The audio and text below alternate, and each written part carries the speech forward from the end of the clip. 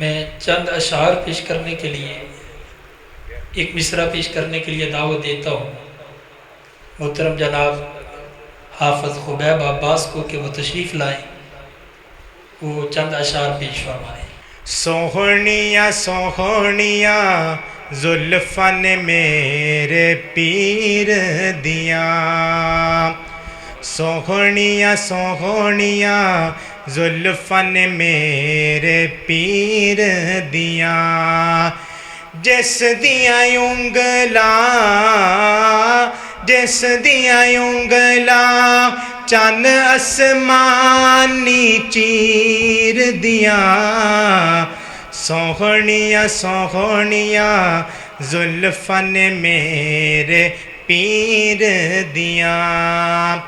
اللہ سونا اللہ سونا اے کرم کماوے ساڈیوں خواب چ مدنی آوے، ساڈے خواب چ مدنی آوے، اکھیاں بکھیاں اکھیاں بکھیاں سوہنے دی تصویر دیاں، سوہنیاں سوہنیاں زلفاں نے میرے پیر دیاں۔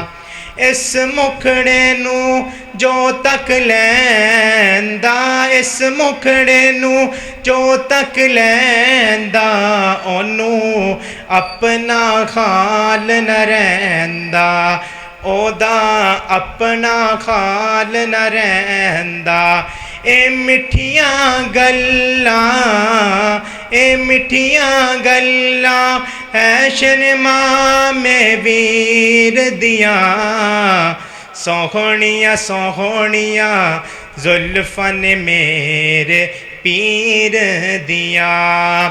او دا شہر مکہ پیارا او دا طیبہ اکھیاں دا تارا، او دا مکہ شہر پیارا او دا طیبہ اکھیاں دا تارا، او دا طیبہ اکھیاں دا تارا، کیا باتاں نے کیا باتاں نے زمزم دی تاثیر دیاں، سوہنیاں سوہنیاں زلفاں نے میرے پیر دیاں۔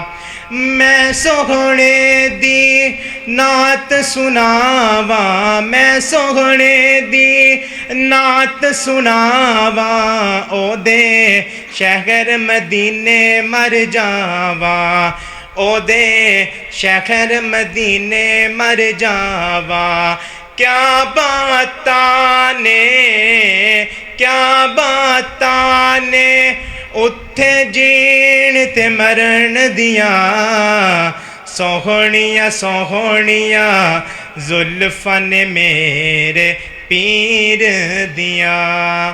السلام علیکم۔ ماشاءاللہ، اللہ مزید فزید۔ یہ تھے محترم حافظ خبیب عباس صاحب۔ ابھی 2-3 نعتیں اور بھی پڑھنے کا ارادہ تھا، لیکن انشاءاللہ العزیز حضرت قاری صاحب کی خطاب کے بعد قاری اسماعیل صاحب کی خطاب سے قبل انشاءاللہ العزیز پڑھیں گے۔